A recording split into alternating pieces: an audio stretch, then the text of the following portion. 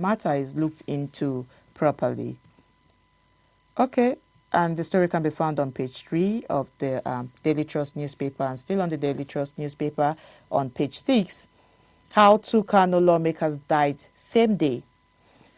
And on page 42, NLC to Nigerians reject distorted tax laws. On page 6, or page 6, 41 properties worth 212.8 billion naira traced to Malami. EFCC is saying, that's from the EFCC. And Christmas worship centers on security watch. Very, very important. It's very, very important. The safety of the people, of the citizens, especially coming from what has been happening in the months down to December. All of those insecurity challenges, insecurity issues is very much needed that worship centers are watched properly to ensure that everybody is safe and celebrate, or safe rather, and celebrate their Christmas in peace. And this can be found on page 4 and on page 46. Youth, cheap food, low patronage. Yes, is food stuff really cheap in the country right now? Okay. On page 45, ASU, federal government renegotiated 2009 agreement. Visa ban threatens Nigeria-US passengers traffic, and this can be found on page 29 here on the Daily Trust newspaper. Let's take a look at the Vanguard newspaper now, and the big story here, Gazette's furore, NBA, Article 6 suspension of tax laws. NAS, that's the National Assembly, reenacts 2024-2025 budgets, ignores Tax Act alteration, adjourns to January 2026, revises 2024 budget to 43.561 trillion naira, and the 2025 budget of 48.316 trillion naira, and extends implementation of 2025 appropriation bill to March 2026. 58 trillion naira bill passes second reading at Senate. And hardship, federal government gets 52% of federation revenue. Stop blaming governors alone. That's coming from RADA. Lack of political will hampering fight against insecurity. This is Kwakwanso is talking, and this can be found on page 37 of the Vanguard newspaper. And still on the Vanguard newspaper on page 10, One withdraws suit challenging Awujale's succession process. And Lukman strike and Super Eagles slim win over Tanzania. The Super Eagles did us proud, and everybody is talking about them. Everybody has been talking about them since yesterday. This can be found on page 40 of the Vanguard newspaper. And still on the Vanguard newspaper, if we go upward a little, Nigeria net forex inflow rises 12% to $41.73 billion. And this can be found on page 19. And on page 10, destruction of PDP dangerous for Nigeria's democracy. This Makinde is talking. And page 9, release NAF C-130 aircraft lands in the Gambia and road Portugal for maintenance. NIN CAC numbers to become tax IDs from 2026. This is coming from the FIRS, and all business people should keen to this and see what this is really about and get better context of this so they know what step to take next. But that's the much we can take from the Vanguard newspaper. And let's see the last paper I have here with me. And this is from the Nigerian Tribune. Biggest story here, destruction of PDP dangerous for Nigeria's democracy. Makinde is talking. Says Wike at a meeting promised Tinubu he would hold PDP for him. I regret backing him in 2023. Adelabu doesn't have capacity to organize Oyo APC for president. All this can be found on page 3 of the Nigerian Tribune newspaper. And upward, INEC rejects Turaki's faction's request for recognition, cites spending lawsuits. And this can be found on page 8 of the Nigerian Tribune newspaper. Still on the Nigerian Tribune newspaper, on page 21, Tax Reforms Act, NBA calls for suspension and probe. 2 Rivers PDP senators, 6 reps defect to APC. This can be found on page 4 here on the Nigerian Tribune newspaper, and on page 6, Nigeria falls short of oil revenue target in first quarter 2025 budget office report. And on page 21, Abuja list 2, Quam 1, withdraws suit to stop process. On page 2, 2026 budget, senators insist on implementation as 58.47 trillion naira appropriation bill scales second reading. And on page 8, Ekiti takes the lead, domesticates Nigeria Tax Administration Act. Oyebanji signs Ekiti State Revenue Administration Law, 415.57 trillion naira 2026 budget.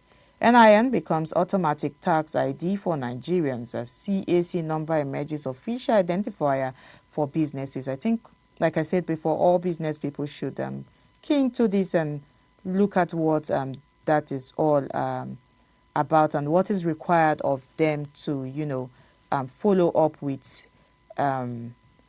paying their tax as business people, and how the CAC and NIN,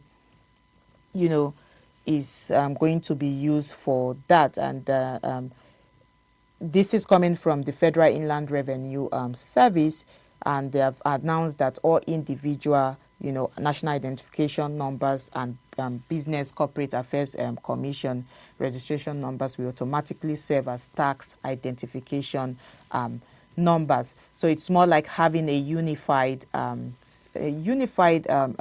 means, should I say, means of representation or ID. All of those different numbers, different IDs will not be necessary from next year. So, and this is in line with the Nigerian Tax Administration Act, that's the NTAA, which is scheduled for full effect, like I said earlier on, from January 2026. And separate tax ID applications, and physical cards will no longer be necessary. I think this is very good for individuals. Your NIN automatically serves as your official tax ID, and for businesses, your CAC RC number, and that's your registration certificate number, automatically serves as your business's tax ID. And for bank accounts, you can continue to use your NIN, your CSC registration details for banking transactions, and the system will automatically integrate this into the tax database. I think this is very good for Nigerians going, especially when we talk about innovation and for the way forward. And then for resources and verification, it's important that you check your CAC and RC number. So search for your business details on your CAC public search portal. Very important. Retrieve your NIN, and there's a code for you to dial there. I think it's *346# if I'm not mistaken, from your registered mobile number, or visit your NIMC website, and then you can modify NIN details as well.